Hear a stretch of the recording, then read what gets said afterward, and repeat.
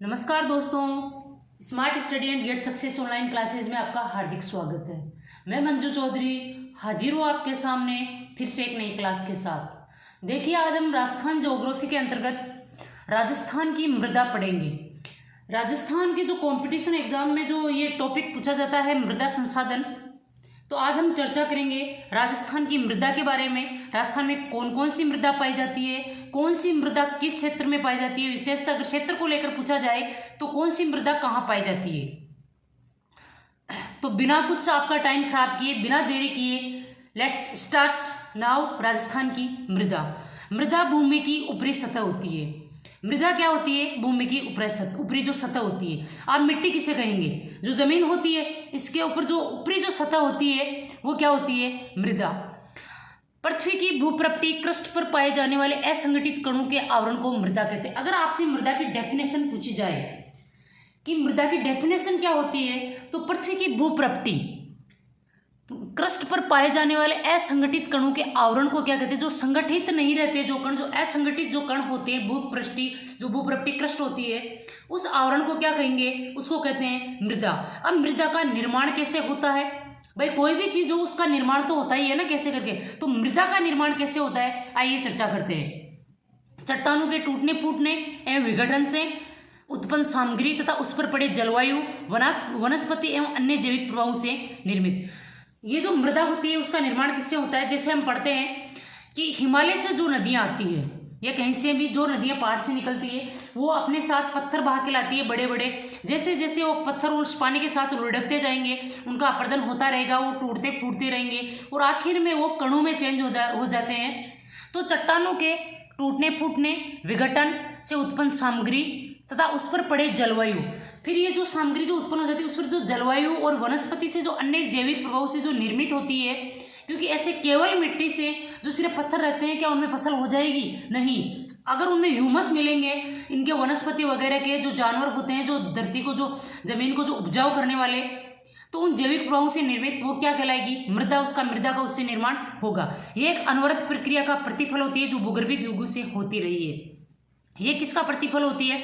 अनवरत प्रक्रिया, यानी कंटिन्यू ये चलती रहती है। जैसे मान लो कि अभी जो वर्तमान जो नदियां हैं, गंगा, यमुना, ब्रह्मपुत्र, ये जो निकल रही है, आ रही है हिमालय से गंगा, ये तो अपने साथ पत्थर लाती है। हमने पढ़ा है कि जलोढ़ दो प्रकार की होती है, बांगर एवं खादर। तो जो नए जो निर्माण जो मैदान हो रहे हैं वो खादर हो रहे हैं। तो अनवरत प्रक्रिया जो चलने वाली है, जो कभी नहीं थमती है, ये किसका प्रतिफल है? अनवरत प्रक्रिया का। यह तो न हो कि एक जगह लाके पत्थर छोड़ दिए, क्या वो बड़े बड़े हो जाएंगे, बड़े बड़ी मिट्टी बन जाएगी उनकी? नहीं। अनवरत वो जैसे ही पानी आएगा उसके लगती जाएगी, उसका अपर्दन होता जाएगा और मिट्टी का निर्माण होता जाएगा। भूगर्भिक युगों से होती रही है। मूलतः मृदा की संरचना उस मूल सेल की संरचना पर निर्भर करती है जिसके विखंडन से उत्पन्न हुई है। मूलतः जो मृदा की जो संरचना होती है किस पे डिपेंड करती है? वो जो उस मूल जिस सेल से मृदा का निर्माण हुआ है, जिससे विखंडन से जिसकी उत्पन्न हुई है। जैसे आप देखिए कि जैसे जो ज्वालामुखी पर्वत होता है, ज्वालामुखी का निर्माण कैसे होता है?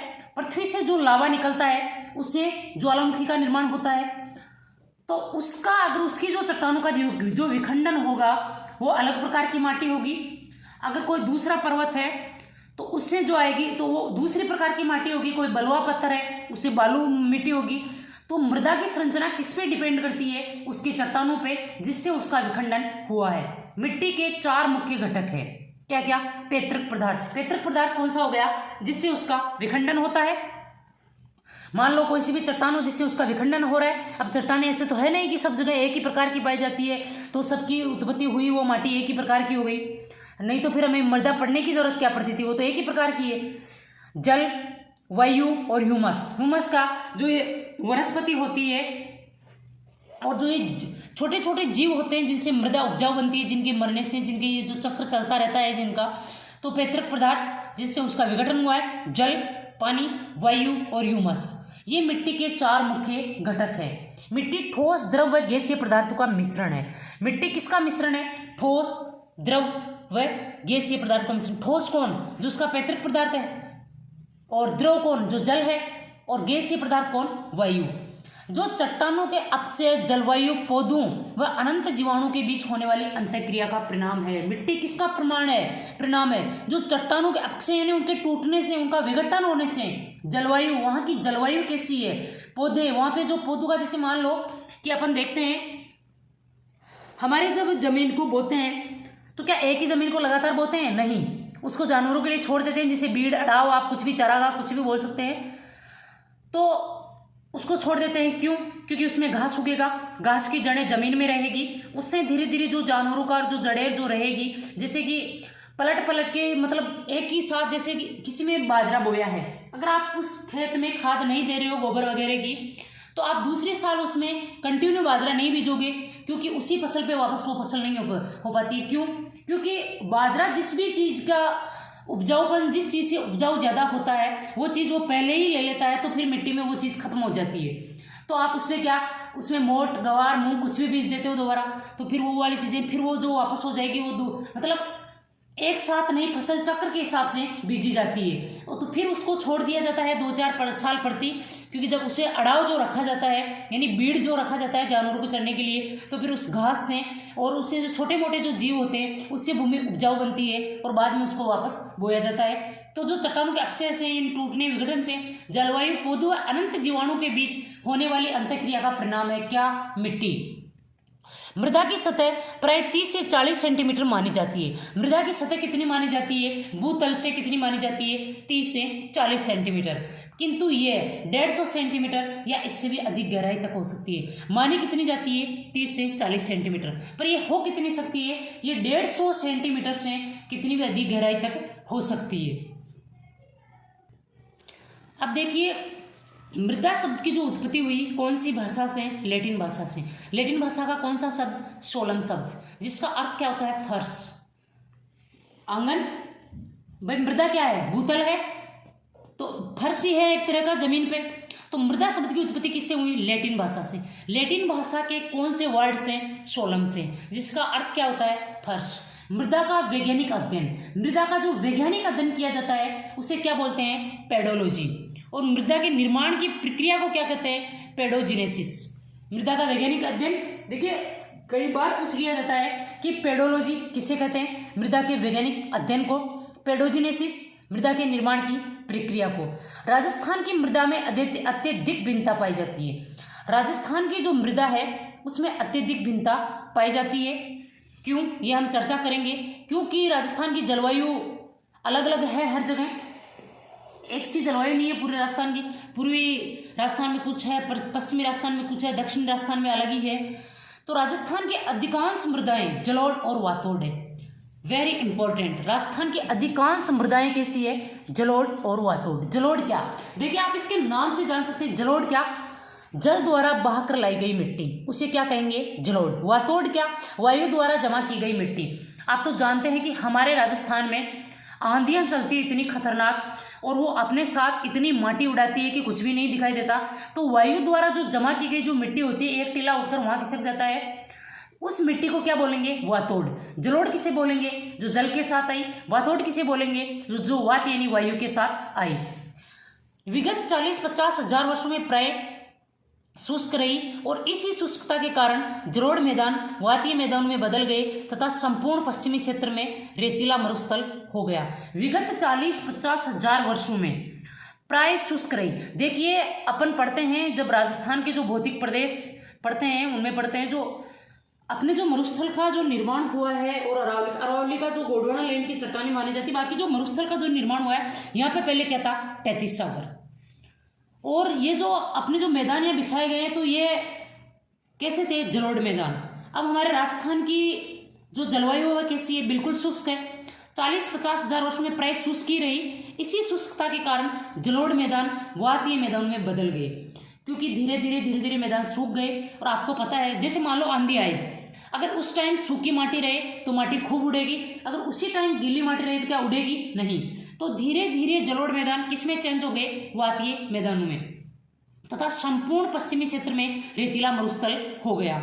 मृदा के निर्माण में पैतृक पदार्थ, उच्चावच, जलवायु, प्राकृतिक वनस्पति व विकास की अवधि का योगदान होता है, पढ़ लिया हमने। अरावली की ढालों पर पथरीली एवं कंकड़ युक्त सतह है तो निचले भागों में मृदा एकत्र है। अरावली की ढालों पर पथरीली, अब देखिए कोई सा भी पहाड़ हो उसकी जो ढालें होगी उन पे मिट्टी कैसी रहेगी, अगर हमारी भाषा में जो बोलते हैं कि डूंगर में भाटा ही भाटा है, तो पहाड़ में जो मिट्टी होगी वो कैसी होगी, पथरीली और कंकड़ युक्त होगी। और तो निचले भागों में फिर जैसे ही मान लो धीरे धीरे नदियाँ लुढ़कती हुई नीचे आती है, धीरे धीरे उनका विघटन होता है और फिर वहाँ पे मृदा एकत्रित होती है। दक्षिणी पूर्वी पठारी भाग मालवा के पठार का भाग है। दक्षिणी जो पूर्वी पठार है वो कौन से पठार का भाग है, मालवा के पठार का, जहाँ मृदा कैसी है, काली एवं लाल। चंबल, बनास, माही, बाणगंगा, लूनी एवं सहायक नदियों की घाटियों में मृदा उपजाऊ मृदा का जमाव है। आपको पता है कि जहाँ नदियाँ बहती है अपने साथ मिट्टी का अपर्दन करके लाती है उपजाऊ कण, वो वहाँ जब नई मिट्टी बिछा देती है, अब कोई सी भी नई मिट्टी होगी वो हमेशा उपजाऊ होगी। तो अगर आपको नदियों के बारे में पूछे कि कोई सी भी नदी घाटी में कैसी मृदा पाई जाती है, तो नदी घाटी में हमेशा कैसी मृदा पाई जाएगी, उपजाऊ मृदा पाई जाएगी। अब बात करते हैं हम मृदा के प्रकार एवं वितरण की। मृदा के कौन कौन से प्रकार है, कितने, हम 2-3 प्रकार पढ़ेंगे इसको। एक तो वैज्ञानिक वर्गीकरण, कृषि के हिसाब से वर्गीकरण, तो मृदा के प्रकार कौन से हैं और उनका वितरण कहाँ कहाँ है, आइए चर्चा करते हैं। अब बात करते हैं मृदा के प्रकार एवं वितरण की। पश्चिमी मरुस्थल, देखिए अपने जो राजस्थान के हमने पढ़ा था, जब राजस्थान के भौतिक प्रदेश पढ़े थे, ये मुख्यतः कितने भागों में बांटा गया है अपना राजस्थान, मुख्यतः 4 भागों में। सबसे बड़ा कौन सा हो जाएगा, पश्चिमी मरुस्थल, फिर पूर्वी मैदानी प्रदेश, अरावली पर्वतीय प्रदेश और हाड़ौती का पठार। तो पश्चिमी मरुस्थल में जो वैज्ञानिकों के हिसाब से जो माटी पाई जाती है, कौन सी पाई जाती है, एरिडी सॉल्ट्स एंड एंटी सॉल्ट्स। कई बार पूछा गया, इंपॉर्टेंट है, अच्छे से पढ़िएगा आप, इनको अच्छे से याद करिएगा। ऐसे याद ना हो तो एक राजस्थान का मैप बनाइए, जैसे मेरी तरह ही बना ले, कोई जरूरी नहीं, अच्छा है काम चला लेते हैं बना के, ऐसे लगना चाहिए कि ये राजस्थान है। तो पश्चिमी मरुस्थल में कौन सी, एरिडी सॉल्ट्स और एंटी सॉल्ट्स। अरावली पर्वतीय प्रदेश में कौन सी मिट्टी पाई जाती है, इंसेप्टी सॉल्ट्स। पूर्वी मैदानी प्रदेश में एल्पी सॉल्ट्स और हाड़ौती पठार में वर्टी सॉल्ट्स। वर्टी सॉल्ट्स कैसी माटी होती है, काली मिट्टी। काली मिट्टी कहाँ पाई जाती है, हाड़ौती के पठार में। देखिए इसमें ज़्यादा कन्फ्यूजन नहीं होता है, ज़्यादा कन्फ्यूजन उन चारों में होता है। पश्चिमी मरुस्थल में एरिडी सॉल्ट्स, एंटी सॉल्ट्स। अरावली पर्वतीय प्रदेश में इंसेप्टी सॉल्ट्स। पूर्वी मैदानी प्रदेश में एल्पी सॉल्ट्स। अब बात करते हैं एरिडी सॉल्ट्स। कैसी मृदा है ये, शुष्क मृदा, यानी जो शुष्क वातावरण में पाई जाएगी वो मृदा कैसी होगी, शुष्क होगी। अगर आपको मान ले ऐसे पूछ लिया जाए कि एरिडी सॉल्ट्स एवं एंटी सॉल्ट्स कैसी मृदा है, हमेशा कैसी ही आएगी, ये शुष्क मृदा आएगी। और जो वर्टी सॉल्ट्स शुष्क में नहीं आएगी। शुष्क जलवायु का मृदा समूह कौन सा, एरिडी सॉल्ट्स। मरुस्थलीय क्षेत्रों में तापमान तो ज़्यादा पर नमी कम। मरुस्थल में क्या है, तापमान ज़्यादा होता है, नमी कम होती है, जैविक तत्वों का अभाव होता है। भाई मरुस्थल में जैविक तत्व कहाँ से आएंगे, जब वहाँ बारिश नहीं होगी। बारिश नहीं होगी तो सीधी सी बात है वहाँ वनस्पति नहीं उगेगी। वनस्पति नहीं उगेगी, अगर वनस्पति सड़ गल के अगर ज़मीन में नहीं मिलेगी तो वो ज़मीन उपजाऊ कैसे होगी। वो जो छोटा मोटा घास उगता है उसको जानवर खा जाते हैं बेचारे, तो कैसे उपजाऊ होगी। तो इसमें किसका अभाव पाया जाता है, इसमें जैविक तत्वों का अभाव पाया जाता है। पहली बात तो रेगिस्तान है, वहाँ वनस्पति होती ही नहीं है। जहाँ वनस्पति होती है वहाँ पे बिल्कुल ये सूखे क्षेत्र में जैसे ये कंटीली झाड़ियाँ ये पाई जाती है, इसलिए वहाँ पे किसका अभाव पाया जाता है, जैविक तत्वों का अभाव पाया जाता है। जल संग्रहण की क्षमता कम। आप 2 प्रकार की मिट्टी लीजिए, एक तो गाढ़ी मिट्टी जो बारीक कणों वाली होती है, जैसे काली मिट्टी मान लीजिए आप, और एक अपनी बालू जो मोटे मोटे कणों वाली होती है। कितनी शानदार लगती है जब पुलाव वगैरह निकालते हैं। तो आप उनमें लीजिए, 1 लोटा पानी उसमें डालिए, 1 लोटा काली मिट्टी में डालिए, आपको पता ही नहीं लगेगा थोड़ी देर बाद में कि आपने बालू मिट्टी में पानी भी डाला था। तो जल संग्रहण की क्षमता इसमें बहुत ज़्यादा कम होती है, यानी ये बहुत ज़्यादा जल को जल्दी से शुष्क हो जाती है वापस। राजस्थान से में इसके उपमृदा या उपविभाग, राजस्थान में इसकी उपमृदा पाई जाती है, उसे आप उपविभाग भी बोल सकते हो। कौन कौन सी, कैम्बोऑर्थिड्स, कैल्सियोरिथिड्स, सेलोरिथिड्स और पेलिओर्थिड्स, ये पाए जाते हैं इसमें। राजस्थान में इसके उपमृदा के उपविभाग या इसके उपमृदा मान लो आप, उपविभाग मान लो कौन से, कैम्बोऑर्थिडस, कैल्सियोर्थिडस, सेलोरिथिड्स और पेलिओर्थिड्स। पश्चिमी राजस्थान में इसकी प्रधानता कहाँ पाई जाती है। अब देखिए शुष्क मृदा कहाँ पाई जाएगी, जहाँ राजस्थान शुष्क होगा, कौन सा, पश्चिमी राजस्थान। तो इसकी प्रधानता कहाँ, पश्चिमी राजस्थान में। अब पश्चिमी राजस्थान में कौन से जिले आते हैं? आप सोचिए, जहां मरुस्थल है पश्चिमी राजस्थान, बाड़मेर, जैसलमेर, नागौर, चूरू, सीकर, झुंझुनू, इन जिलों में पाई जाती है प्रधानता किसकी? एरिडी सॉइल्स की। अच्छा, अब हम बात करते हैं एंटी सॉइल्स की। एंटी सॉइल्स रेतीली बलुई मृदा, पीली भूरी मृदा, आप इसे रेतीली बलुई मृदा भी बोल सकते हैं, पीली भूरी मृदा भी बोल सकते हैं। राजस्थान में सर्वाधिक विस्तार, वेरी इंपॉर्टेंट। वैज्ञानिक दृष्टि से जो 5 भाग बांटे गए हैं उनमें से राजस्थान में सर्वाधिक विस्तार कौन सी मिट्टी का पाया जाता है? Anti soils. राजस्थान के लगभग सभी जिलों में पाई जाती है ये, जैसे अपने जयपुर जिले में भी देख लो। 2 उपमृदा कण उपवर्ग, इसके 2 उपमृदा वर्ग, 2 उपवर्ग पाए जाते कौन से? टोरिसामेंट्स, डस्ट फ्लूवेंट्स। जल साधारण क्षमता, जो जल धारण क्षमता जो होती है इसकी भी न्यूनतम होती है, यानी जल धारण क्षमता इसके बस की बात नहीं है। बालू मिट्टी होगी तो जल कहाँ से धारण करेगी? ये जल धारण क्षमता न्यूनतम होती है। 2 इसके उपवर्ग होते हैं, टोरिसामेंट्स और डस्ट फ्लूवेंट्स। ये एक ऐसी मिट्टी है जिसमें विभिन्न प्रकार की जलवायु में स्थित मृदा का स्वामेश मिलता है। ये कैसी मिट्टी है? जहाँ ये पाई जाएगी उस जलवायु में स्थित जो मृदा होती है उसका समावेश इसमें मिलता है। अब बात करते हैं इंसेप्टी सॉइल्स। देखिए, पश्चिमी मरुस्थल की दोनों मिट्टियाँ हो गई है, aridisols and entisols. Rajasthan में वैज्ञानिक मृदा के वर्गीकरण के हिसाब से कौन सी मिट्टी सबसे ज्यादा पाई जाती है? Anti soils. अब बात करते हैं इंसेप्टी सॉइल्स की। ये कैसी मिट्टी है? लाल मिट्टी। अब मान लो आप कि पत्थर जो होता है पर्वत का वो किस कलर का होता है? संकोच कर लो, लाल कलर का होता है। अधिकतर आपने देखा है कि बलुआ पत्थर ऐसा ही होता है, थोड़ा हल्का लाल। तो यह मृदा अर्ध शुष्क जलवायु प्रदेश में अरावली पर्वतीय में पाई जाती है, अरावली पर्वतीय प्रदेश में। अब आप हमारे राजस्थान में पर्वतीय जो क्षेत्र पाया जाएगा वहीं पे लाल मिट्टी पाई जाएगी। यह मृदा अर्ध शुष्क जलवायु प्रदेश अरावली पर्वतीय प्रदेश में पाई जाती है। लाल रंग होने का प्रमुख कारण क्या है? लोहे ऑक्साइड की प्रधानता। लाल रंग इसका जो है उसका प्रमुख रीजन क्या है? इसका लाल रंग क्यों है? लोहे ऑक्साइड की प्रधानता होने के कारण। ह्यूमस तथा नाइट्रोजन की अधिकता, इसमें ह्यूमस ज्यादा पाया जाता है। आपको पता है पर्वतीय क्षेत्रों में वनस्पति की मात्रा ज्यादा पाई जाती है तो इसमें ह्यूमस भी ज्यादा पाया जाएगा। मक्का की खेती हेतु उपयोगी, ये सबसे ज्यादा किसके लिए फेमस है? किस फसल के लिए फेमस है? मक्का की खेती के लिए ये फेमस है। शुष्क जलवायु में कभी नहीं पाई जाती है, वेरी इंपॉर्टेंट। इंसेप्टी सॉइल्स मृदा शुष्क जलवायु में कभी नहीं पाई जाती है। उपमृदा कण, इसका जो उपमृदा कण है वो कौन सा है? ऑस्ट्रोक्रेप्ट। सिरोही, पाली, राजसमंद, उदयपुर, भीलवाड़ा, चित्तौड़गढ़ में प्रधानता। अब आप देख लिए कि अरावली कौन से जिलों में पाई जाती है?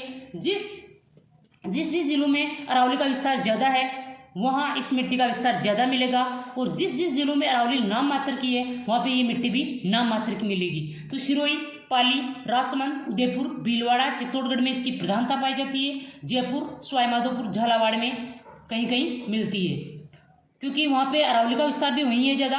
अब बात करते हैं एल्पी सॉइल्स। ये कैसी मृदा है? जलोढ़ मृदा। हमने अच्छे से पढ़ रखा है कि जलोढ़ मृदा कितने प्रकार की होती है, जलोढ़ मृदा का निर्माण कैसे होता है।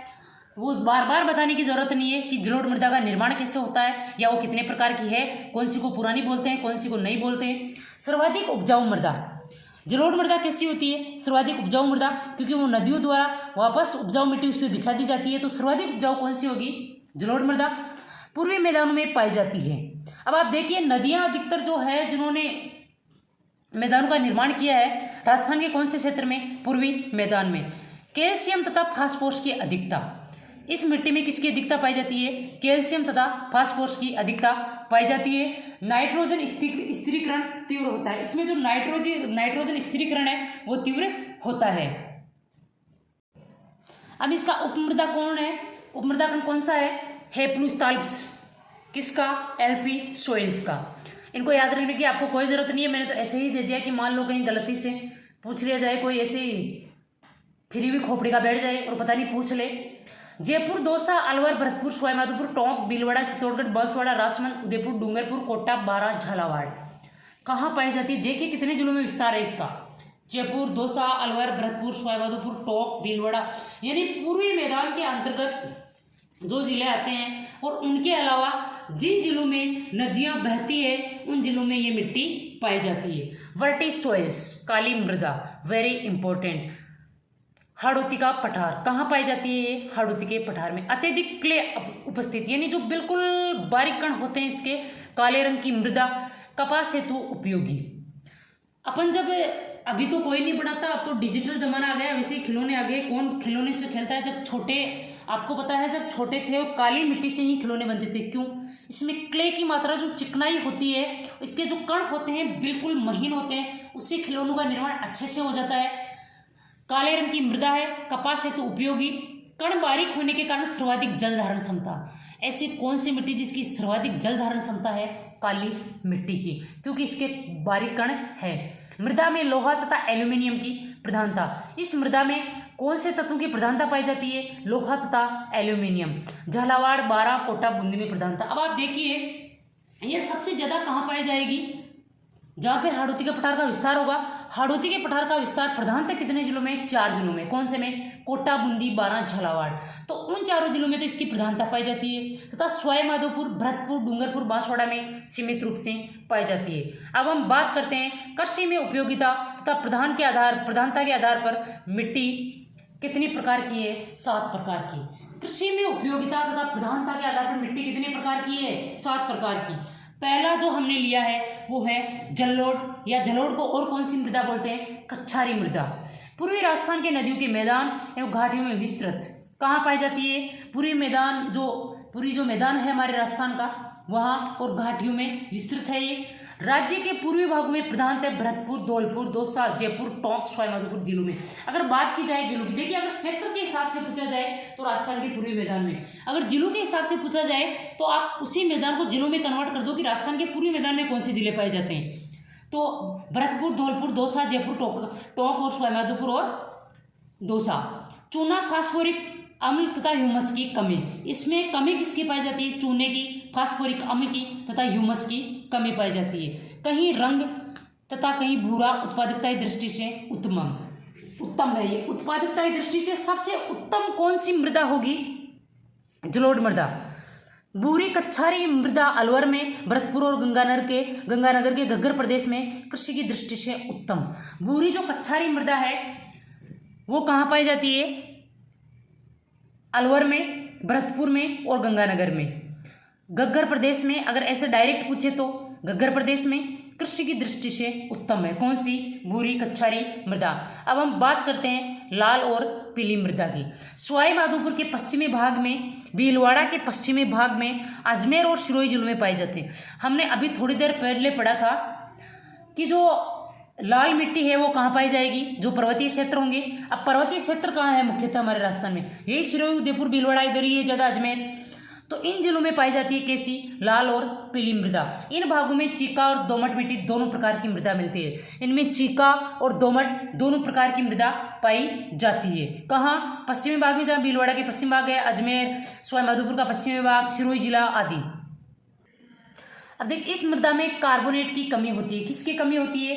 कार्बोनेट की। नमी अधिक समय तक धारण करने की क्षमता है। देखिए बिल्कुल पानी कौन नहीं धारण नहीं कर सकता?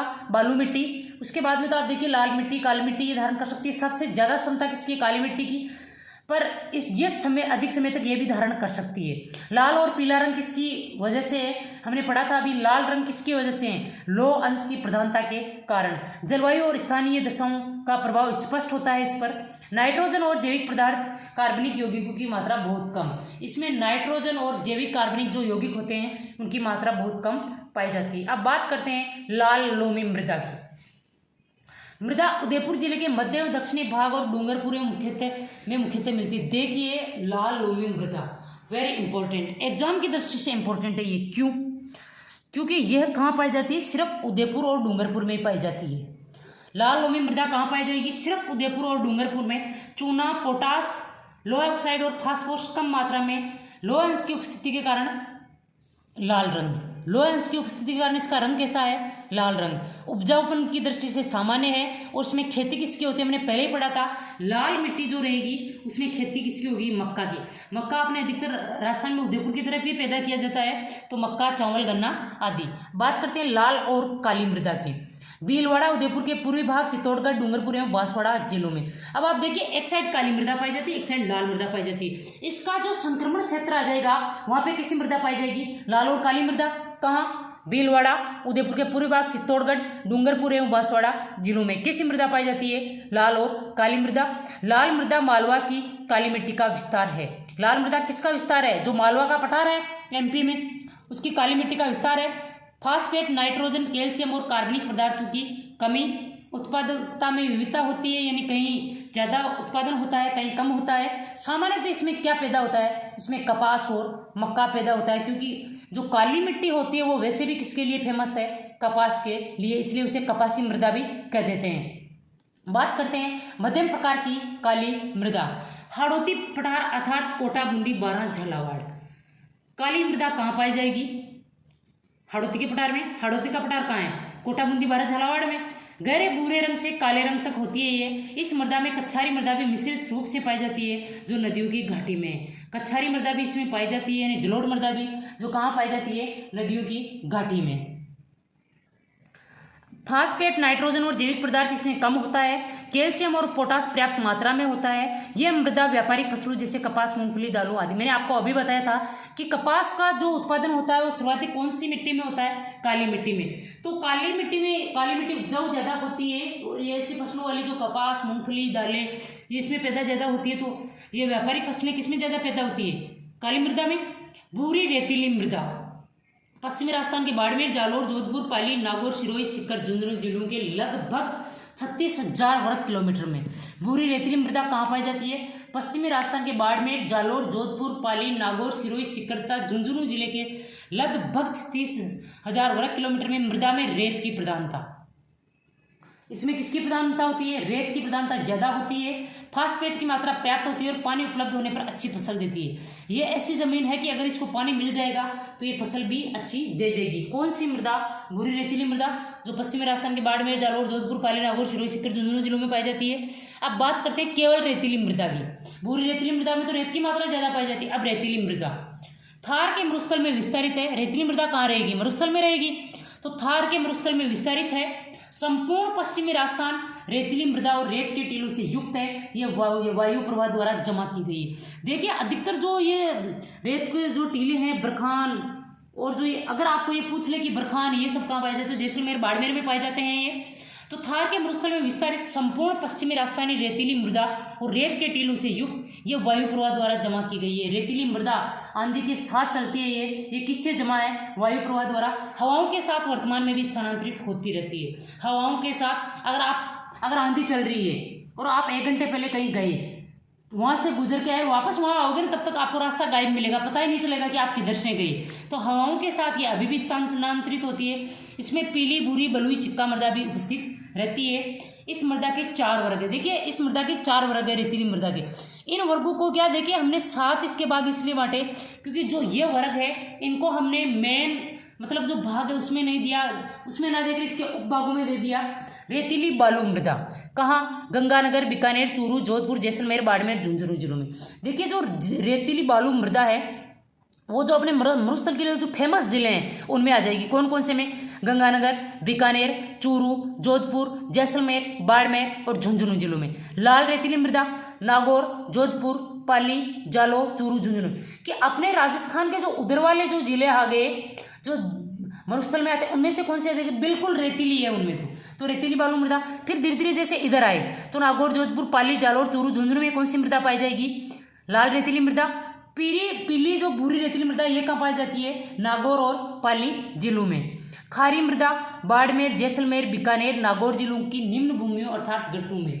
ये जो निम्न भूमियाँ होती है इनमें कैसी मृदा पाई जाती है, खारी मृदा। कहाँ कहाँ पाई जाती है, बाड़मेर, जैसलमेर, बीकानेर, नागौर जिलों में निम्न भूमियाँ अर्थात गर्तों में पाई जाती है।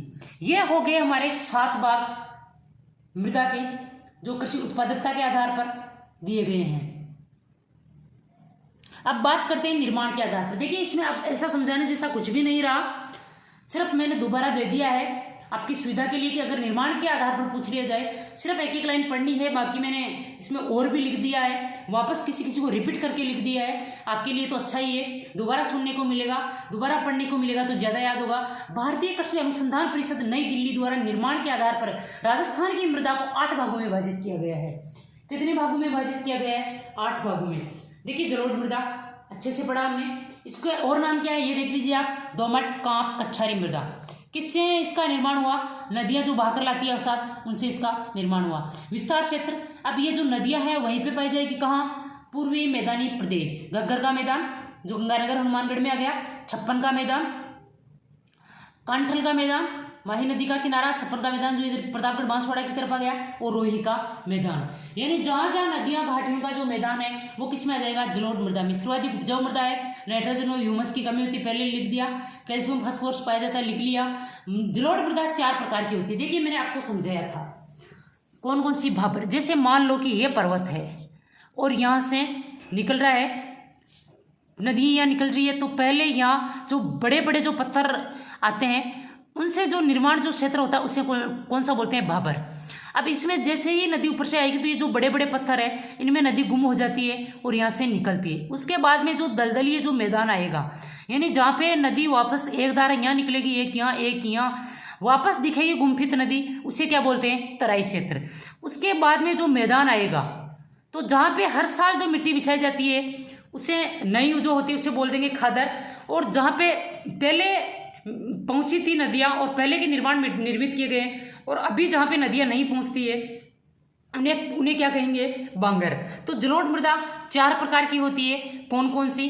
भाबर, तराई, बांगर और खादर। उत्तर से दक्षिण अगर क्रम पूछे इनका तो ऐसे का ऐसा ही है। राजस्थान में सिर्फ इसके 2 ही पाए जाते हैं, कौन कौन से? बांगर और खादर।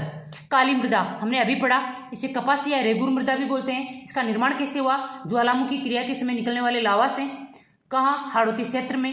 टिटेनोफेरस मैग्नेटाइट यौगिक के कारण इसका रंग कैसा होता है? काला। अगर आपको ये पूछ ले कि काली मृदा का रंग काला किस वजह से होता है तो टिटेनोफेरस मैग्नेटाइट यौगिक के कारण। रेतीली बलुई मृदा 33 सागर के अवशेष से निर्माण हमने पहले पढ़ लिया। क्षारीय, लवणीय, रह, उसर, कल्लर, चोपेन, वेरी इंपॉर्टेंट। देखिए इसके कितने नाम है। इसे एक्चुअली क्या बोलते हैं? क्षारीय मृदा। इसके और नाम लवणीय यानी खारी होती है, रह, उसर, कल्लर, चोपेन। निर्माण, मृदा में लवणीय पदार्थों की अधिकता से अनुपजाऊ। इसका निर्माण कैसे होता है? जैसे मान लीजिए मिट्टी है, आप उस पर सिंचाई कर रहे हैं, कैसे? खारे पानी से। धीरे धीरे वो मिट्टी टाइट होती जाएगी, धीरे धीरे किसमें तब्दील हो जाएगी? लवणीय मिट्टी में। विस्तार, खारे पानी की झीलों के आसपास। अब खारा पानी कहाँ पाया जाएगा? जहाँ पे खारी पानी की झीलें होगी तो इनका विस्तार कहाँ पाया जाता है? खारे पानी की झीलों के आसपास। जैसे अपने पाई जाती है समर झील वगैरह, तो इनके आसपास कैसी मिट्टी पाई जाती है? क्षारीय, लवणीय, रह, उसर, कल्लर, चोपेन मृदा। इसके जो उपनाम है वो अच्छे से याद रखिएगा। अधिकतर आपको क्षारीय मिट्टी नहीं पूछेगा, डायरेक्ट इसके उपनाम देकर पूछा जाएगा कि इसका निर्माण किससे होता है या ये कौन से क्षेत्रों में पाई जाती है। बात करते हैं लाल मृदा की। हमने पहले भी पढ़ लिया, रिपीट कर लिया, तीसरी बार रिपीट हो रहा है। देखिए कोई भी चीज़ हो जितनी बार ज़्यादा रिपीट होगी वो उतनी ही भेजे में बैठेगी। निर्माण, पर्वतों के ऊपरी परत के अपसरण टूटने से होता है। मैंने आपको पहले ही समझा दिया था कि लाल मृदा का निर्माण कैसे। आप ऐसे सोच सकते हो कि डूंगर कैसे होते हैं? लाल होते हैं उनके पत्थर, तो उनसे जो मृदा बनेगी वो कैसी बनेगी? लाल। तो ये कहाँ पाई जाएगी? पर्वतीय क्षेत्रों में। तो पर्वतों के ऊपरी सतह के अपसरण से होता है। लाल रंग का कारण क्या है? मृदा में लो ऑक्साइड की अधिकता के कारण ह्यूमस व नाइट्रोजन की कमी है। और उदयपुर के आसपास और मक्का की फसल के लिए उपयोगी है। यानी अपने राजस्थान में मक्का सबसे ज़्यादा उत्पादित कहाँ होता है? उदयपुर में। तो यहाँ पे पाई जाएगी लाल मृदा। यानी लाल मृदा कौन सी फसल के लिए सर्वाधिक उपयोगी है? मक्का की फसल के लिए।